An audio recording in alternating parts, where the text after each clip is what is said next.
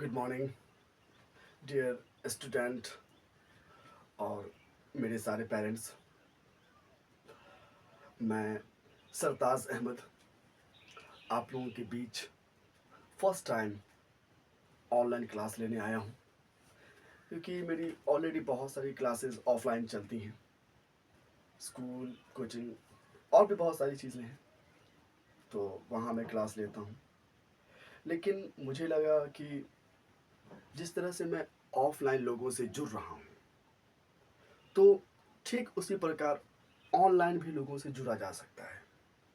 और मेरे हिसाब से यूट्यूब से अच्छा मुझे कोई माध्यम ही नहीं लगा, क्योंकि हम देख चुके हैं पिछले कुछ सालों में यूट्यूब से कितने लोग पूरी भारत को अच्छी अच्छी चीज़ें सिखा रहे हैं। ठीक वैसे ही मैं भी आप लोगों को कुछ अच्छी चीज़ें प्रोवाइड करना चाहता हूँ, और इसीलिए मैं आज फर्स्ट टाइम यूट्यूब पे आप लोगों के बीच आया हूँ। और मैं आज 10th क्लास की मैथ की बुक है एनसीईआरटी में, उसका एक चैप्टर है ट्राइगोनोमेट्री। मैं उस चैप्टर को उठाने जा रहा हूँ, और उसमें से जो भी क्वेश्चन होंगे, सुइटेबल क्वेश्चन होंगे, मैं आपको सिखाने की कोशिश करूँगा वन बाय वन, और कॉन्सेप्ट समझाने की कोशिश करूँगा, क्योंकि बेसिकली बच्चों के बेस के साथ साथ उसका कॉन्सेप्ट क्लियर होना बहुत ज़रूरी होता है। और इसलिए मैं ज़्यादा से ज़्यादा कॉन्सेप्ट पर ध्यान देने की कोशिश करूँगा। मैं आपको बताते चलूँ कि हम लोग भी जब पढ़ते थे तो हम लोगों को भी बहुत सारा कॉन्सेप्ट समझाया जाता था, लेकिन खैर वो बात तो गई। लेकिन अब बात ये है कि जो हमारी आने वाली जनरेशन है, उसके लिए मैथ के भी कॉन्सेप्ट को क्लियर करना बहुत ज़रूरी है। और इसलिए मैं आज फर्स्ट टाइम यूट्यूब पे मैथ के कॉन्सेप्ट को क्लियर करने के लिए आया हूँ। और आप देखिए, मेरी फर्स्ट क्लासेज है आज, और इंशाल्लाह जितना अच्छा हो सकता है मैं आपको प्रोवाइड करूँगा। ध्यान से देखिए। तो 10th का एक चैप्टर है त्रिकोणमिति, जो कि मैं लिखने जा रहा हूँ। ध्यान से देखेंगे। ट्राइगोनोमेट्री। ये ट्राइगोनोमेट्री, जिसको हम हिंदी में अगर बोलते हैं तो त्रिकोणमिति बोलेंगे। और मैं कोशिश ये करूँगा कि दोनों लैंग्वेज में आपको समझाने की कोशिश करूँगा, क्योंकि इसमें बहुत सारे बच्चे ऐसे होते हैं जो गांव से भी बिलोंग करते हैं, और बहुत सारे ऐसे बच्चे हैं जो शहर से भी बिलोंग कर रहे होते हैं। तो मेरी कोशिश यही होगी कि दोनों बच्चों पे फोकस किया जाए, और दोनों बच्चों को ध्यान में रखते हुए इस पर अच्छी से अच्छी वीडियो बनाई जाए। और हाँ, अगर किसी तरह की वीडियो में कोई दिक्कत होती है तो आप ज़रूर बताएं। तो ये हमारा चैप्टर है ट्राइगोनोमेट्री, यानी त्रिकोणमिति। अब इस चैप्टर की ज़रूरत हमें क्यों पड़ती है, थोड़ा सा समझने की ज़रूरत है, क्योंकि हम पढ़ते हैं सारी चीज़ें, लेकिन थोड़ा बहुत समझना भी ज़रूरी है कि आखिर यही चैप्टर क्यों पढ़ना ज़रूरी है। क्योंकि देखिए, दुनिया में हर चीज़ का कोई ना कोई रीज़न तो ज़रूर है। आज मैं यूट्यूब पे आया हूँ, इसका भी कोई ना कोई रीज़न है। ठीक वैसे ही त्रिकोणमिति का भी एक अपना रीज़न है। और त्रिकोणमिति का रीज़न ये है कि अगर हम इस चैप्टर को अगर अच्छे से अध्ययन करते हैं, सीखते हैं, तो ऐसे बहुत सारे यूटिलाइज जो होते हैं जो त्रिकोणमिति के माध्यम से होते हैं। जैसे कि बहुत सारे इंजीनियर होते हैं, और जो बड़े बड़े इंफ्रास्ट्रक्चर का काम होता है या इंजीनियरिंग का काम होता है, तो उसमें हाइट के लिए, एंगल के लिए, है ना, एक्यूट एंगल के लिए, ऑब्ट्यूज एंगल के लिए, इस तरह के एंगल के लिए भी बहुत सारी चीज़ों का यूटिलाइज किया जाता है। और इसमें हम उन्हीं सब चीज़ों के बारे में स्टडी करने जा रहे हैं, तो इसलिए ध्यान से समझिएगा। तो इसमें सबसे पहली बात आती है, एक हम एंगल से स्टार्ट करने की कोशिश करेंगे, ताकि आपको चीज़ें ज़्यादा से ज़्यादा बेहतर ढंग से समझ में आए। ये हमारा जो एंगल है, इसको हम बोलते हैं राइट एंगल ट्रायंगल। ये राइट एंगल ट्रायंगल हुआ, इसका ये कोण 90 डिग्री होगा। ओके।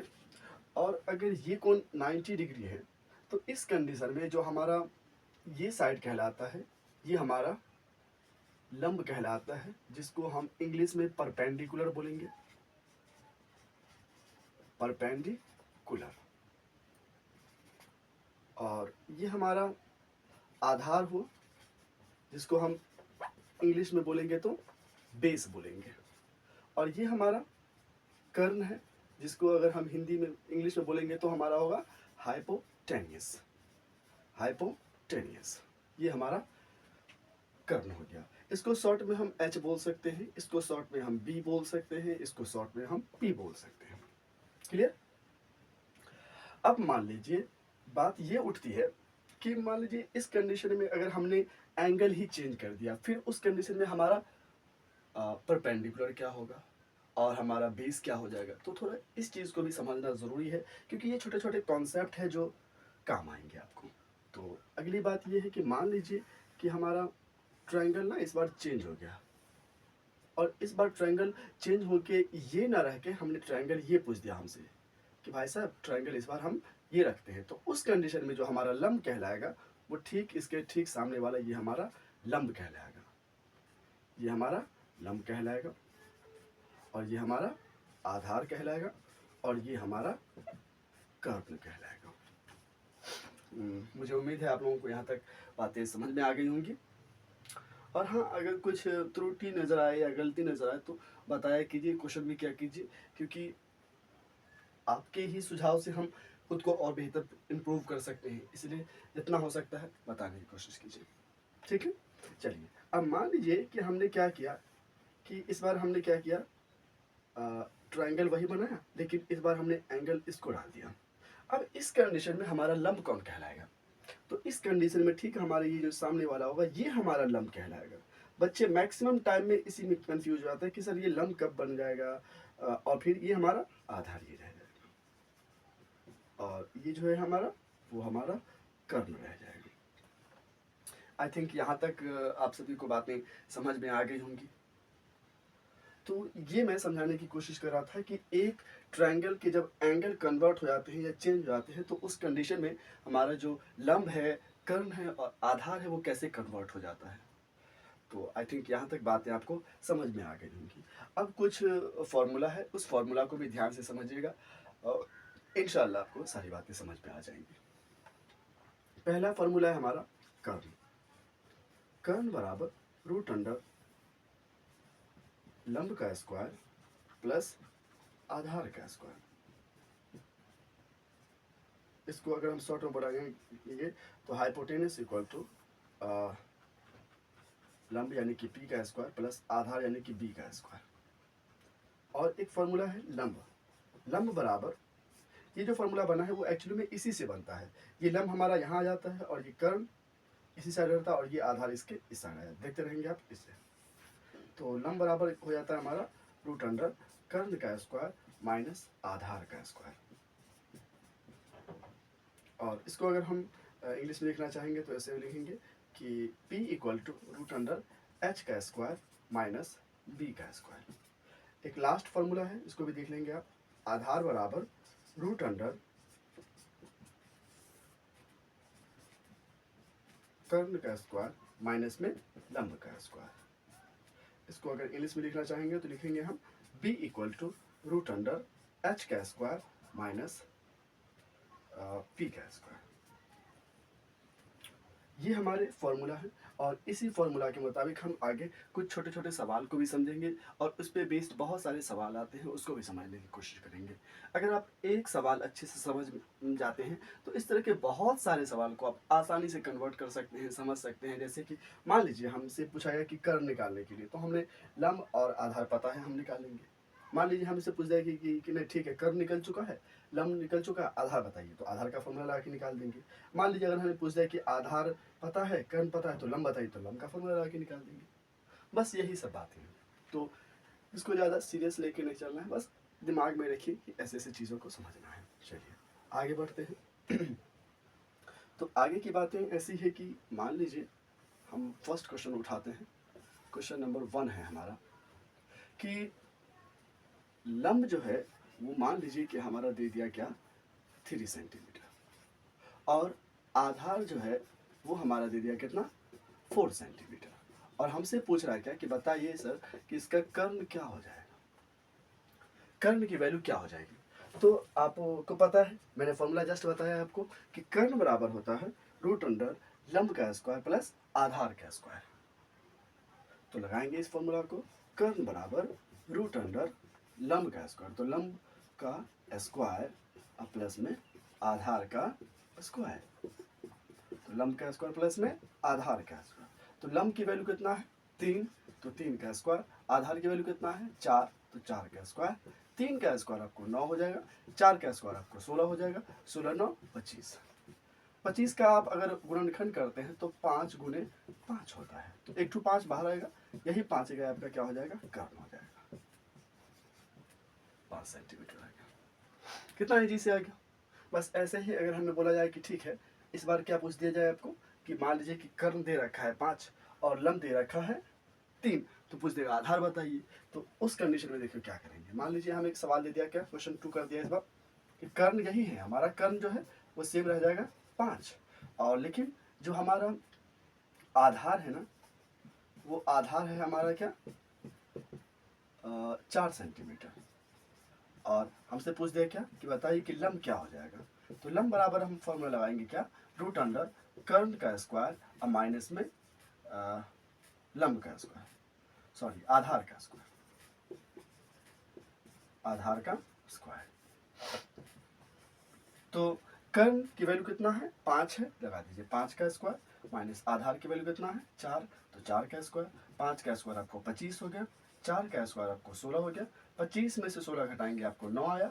9 का अगर आप गुणनखंड करते हैं तो 3 गुने 3 आया, और 1 3 बाहर हो जाएगा, तो ये आपका लंब हो गया। तो लंब बराबर 3 सेंटीमीटर, ये आपका लंब निकल चुका है। ठीक वैसे ही अगर आप क्या निकालना चाहेंगे, अगर आप इसका आधार निकालना चाहते हैं तो बस यही फॉर्मूला लगाइए, आधार भी आपका निकल जाएगा। देख लीजिए आराम से। चलिए इस बार हमारा कर्ण क्या है 5 सेंटीमीटर है, और लंब जो है वो हमारा कितना दे रखा है 3 सेंटीमीटर। लंब जो है वो हमारा 3 सेंटीमीटर है, और हमसे क्या पूछा गया है कि बताइए सर कि आधार क्या हो जाएगा। तो आधार बराबर हो जाएगा क्या हमारा रूट अंडर ये वाला कर्ण का स्क्वायर माइनस लंब का स्क्वायर। तो कर्ण क्या है, कर्ण की वैल्यू कितना है 5, तो 5 का स्क्वायर हो जाएगा। लंब की वैल्यू कितना है 3, तो 3 का स्क्वायर हो जाएगा। 5 का स्क्वायर 25 हो गया, 3 का स्क्वायर 9 हो गया, 25 में से 9 गया 16, तो 16 जो है इसका गुणनखंड क्या होता है 4 गुने 4, 1 4 बाहर हो जाएगा, तो इसीलिए आधार क्या हो जाएगा हमारा 4 सेंटीमीटर। 4 सेंटीमीटर ये हमारा आधार आ गया है। तो इस तरह से हमने देखा किस तरह से हम ट्रायंगल को समझे। ट्रायंगल के साथ साथ हमने इस बात को समझा कि कौन लंब हुआ, कौन आधार हुआ, कौन कर्ण हुआ। हमने एक फॉर्मूला का यूज़ करके कर्ण निकालना सीख लिया है, लंब निकालना सीख लिया है, यहाँ आधार निकालना सीख लिया है। देख सकते हैं हमने सारी चीज़ को बहुत अच्छे से जितना हो सकता है मैंने अपना बेस्ट दिया है। आपको ये चीज़ें बहुत अच्छे से समझ में आई होंगी। अब थोड़ा हम एक फार्मूला आता है, इस फार्मूला को भी लिख लेते हैं, ताकि अब अगला जो स्टेप है उसमें हम क्या करेंगे, उसके लिए फार्मूला आता है, उस फार्मूला को ध्यान से देखेंगे। तो एक पहला फार्मूला होता है ट्राइगोनोमेट्री का साइन थीटा।